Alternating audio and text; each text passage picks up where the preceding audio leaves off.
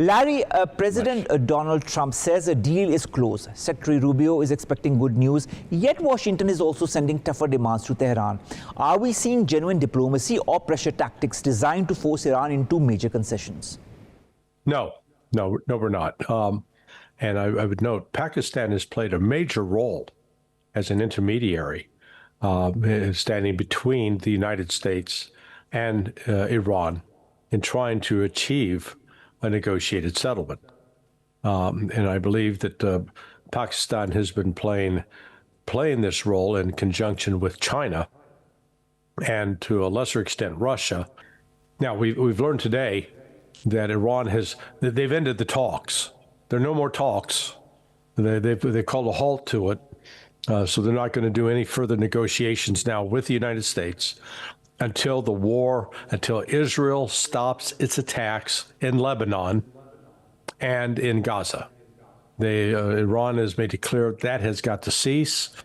And in fact, they have just announced that they're going to close the Strait of Bab el-Mandab, in the Red Sea with the Houthis, as well as they are now ceasing all movement of traffic, maritime traffic, coming out of the Strait of Hormuz.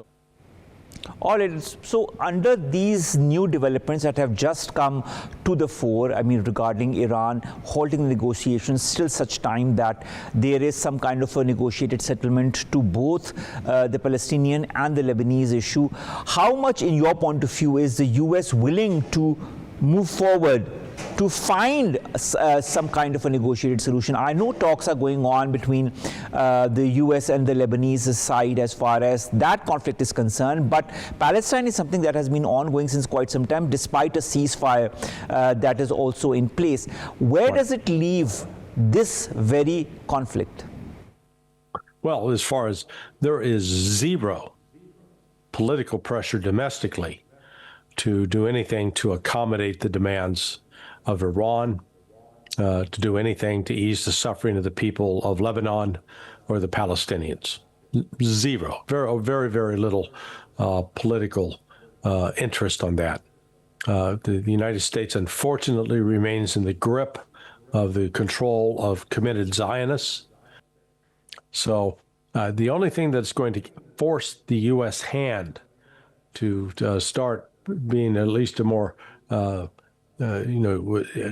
demonstrating some equity, being equitable in its treatment of the issues in the region, is going to be a result of economic pressure, as high inflation, dramatic drop in production, all linked to the shutdown of commercial activity and the supply of critical commodities from the Persian Gulf. I think it's going to take an economic crisis to finally force the United States to be willing to address some of this. But right now, they're not willing to. All right.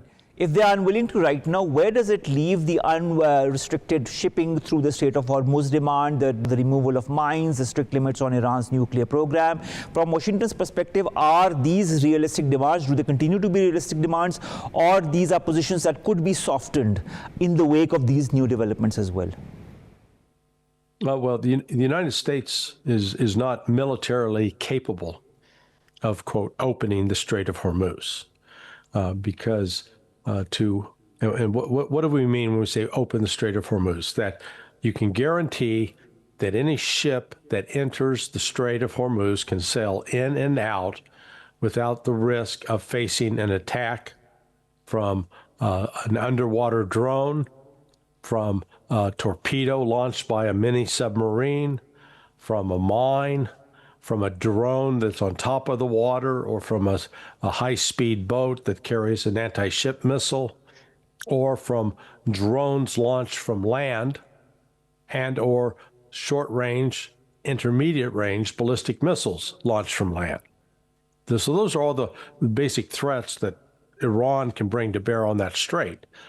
Eliminating all of those threats really can't be done militarily, or to do it militarily would be costly, extremely costly. And I'm talking it would require millions of troops.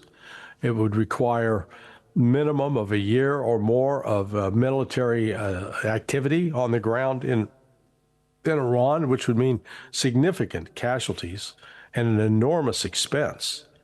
No, the only real solution here is a diplomatic solution where Iran's demands are met. And up to this point, the United States is not willing to meet those demands. Let's also note the Department of War, as they now call it, formerly the Department of Defense, insists that it will take a minimum of 6 months to clear the Persian Gulf and the Strait of Hormuz of mines. 6 months. So even if they got an agreement today, say, okay, hey, all's good, we're all singing from the same sheet of music, you're going to be 6 months before the Strait of Hormuz is actually open and able to function normally, minimal.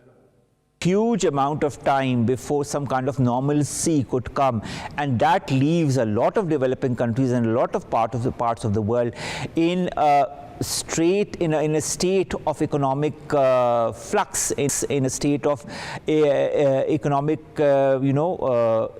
problems and issues that they are already confronted with. But you talked about the US military, Larry. The US military, CENTCOM, has also issued a new statement very recently, but the US military has continued strikes on Iranian radar and drone facilities as well during the ceasefire period. Does that strengthen America's negotiating hand? Does it risk undermining trust at the negotiating table? Is the reasoning of linking Palestine as well as Lebanon with these talks also a result of these very strikes? Yeah, no, it's one further reminder that the United States is not to be trusted. The United States says it wants a ceasefire, but then it uses military force whenever it suits itself. And this is for Iran. They've become accustomed to this kind of betrayal.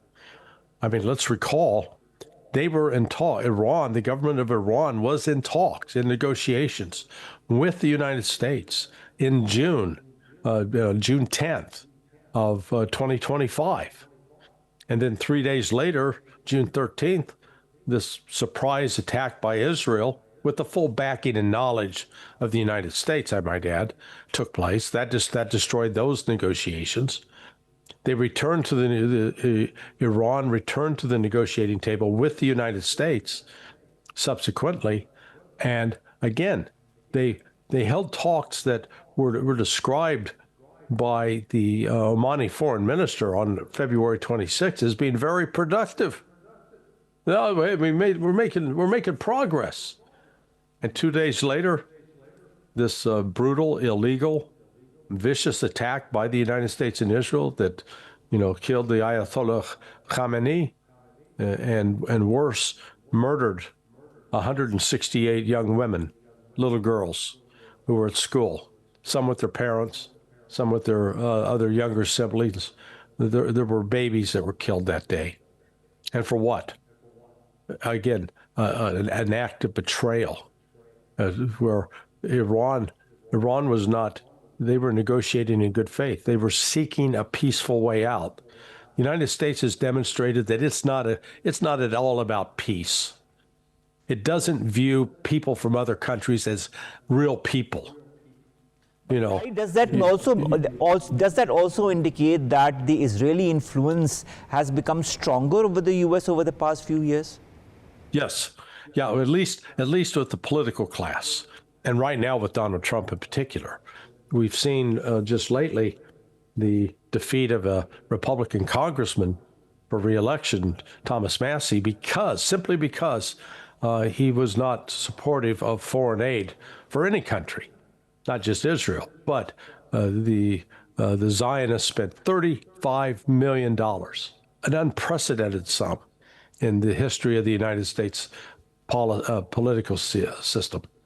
And so, yes, the United States, in some aspects, is being held hostage to Zionism.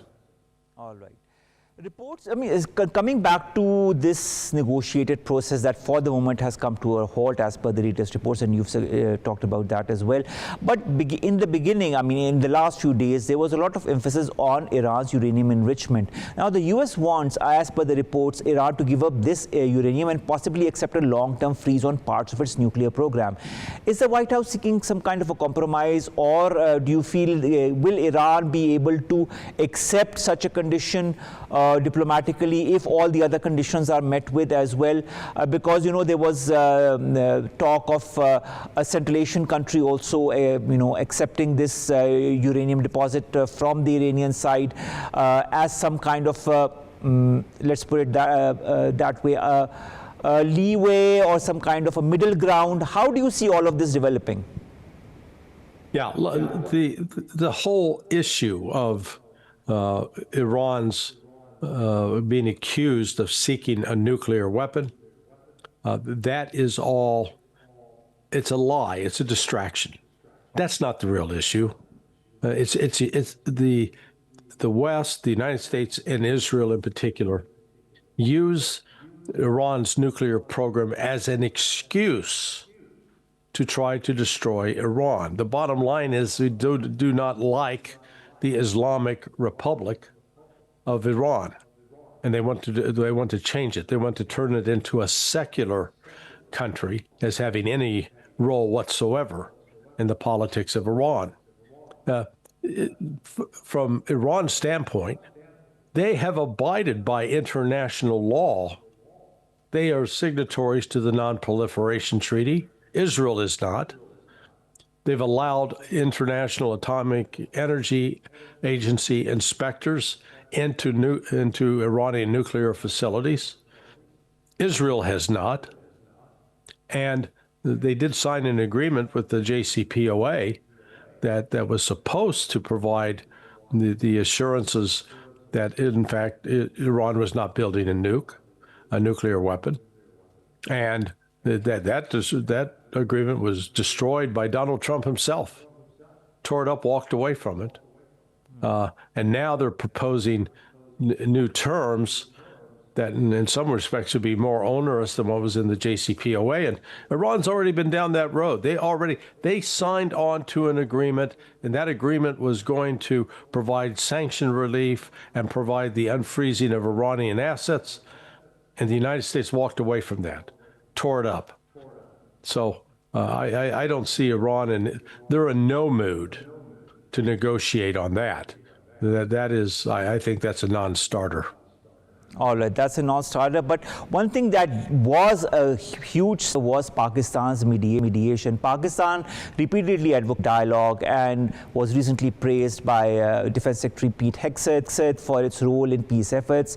How do you see Islamabad's emergence as a credible bridge between Washington and Tehran in the last few months? As an analyst and somebody who has viewed that from the U.S. soil, how do you view Pakistan's role? How important has it been? Oh, I think it's critical. So, Pakistan has credibility on all sides. Larry, there's another thing that I also wanted to ask, because we want to, roll over to the next story as well. Iranian officials insist that no final agreement exists, and of now that they have, put the whole process onto hold. But just a few hours back, they were saying that no proper agreement existed because first there were talks from the Iranian side and the US side that there's some kind of finality as far as this MOU is concerned. And now, before this pause happened, it was said that the Supreme Leader, Mujtaba Khamenei, will make the ultimate decision and continue to reject allegations that Tehran seeks a nuclear bomb. Now, how far apart are Washington and Tehran, in your point of view, on this core nuclear issue? Miles apart. Miles. They're not close. The United States wants to basically eliminate Iran's ability to enrich any uranium. And Iran says, hey, we're a sovereign country. We're signatories to international agreements. We've abided by those agreements, and we have the right to make these decisions without interference from outside, period.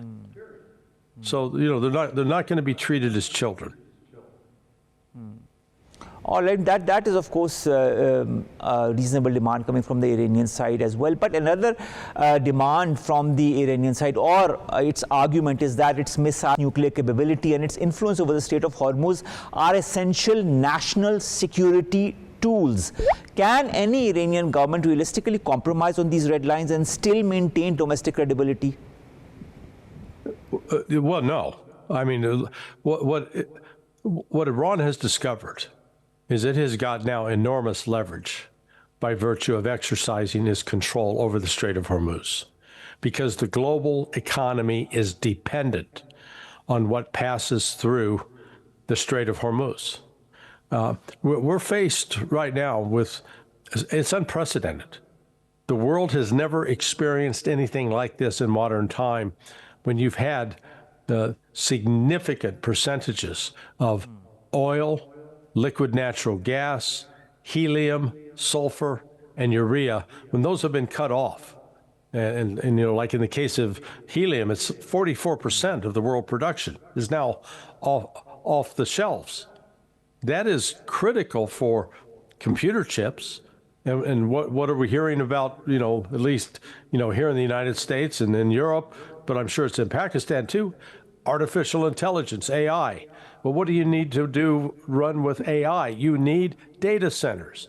What do you need in those data centers? Computers that run on computer chips that are now scarce, and the price of them are going up dramatically because no helium. And there's been no helium now for 3 months. We're entering month 4. And frankly, there is no sign that the blockade, the limitations on supplying helium are going to be lifted anytime soon. All right. So, I mean, a lot of complications in this whole process towards some kind of normalcy as far as this conflict is concerned. Stay with us, Larry. We have more questions for you as well. Let's now take you to the West. More than 4 years into the Russia-Ukraine war, the conflict remains intense, with heavy drone and missile attacks, growing pressure on energy infrastructure, and continued fighting along the front lines, while Ukraine is expanding its long-range strike capabilities and seeking more Western support. Russia continues to launch large-scale attacks and hold significant territory. At the same time, diplomatic efforts do remain stalled and raising questions about whether a military or political breakthrough is possible anytime soon. That is the question that I'll also be asking Larry. Larry, the war between Russia and Ukraine has now entered another difficult phase. From your assessment, has the battlefield reached a military stalemate, or does either side still have the ability to significantly change the situation in some way whatsoever? No, this notion of a stalemate, that's just been a Western lie that's been pushed for quite a while.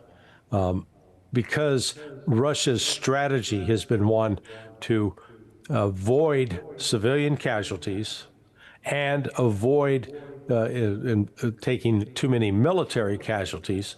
They've been cautious in how they've conducted their military operations. That said, the situation has decisively turned against Ukraine, and now Europe, in desperation mode, is stepping up its actions to interfere in this war, and frankly have made themselves now a target. And in the last couple of weeks, most recently a comment by Sergei Lavrov, the foreign minister, Mr. Lavrov has made it very clear that the European countries, NATO countries, are now targets for Russia, and that if they persist, they will face military retaliation by Russia.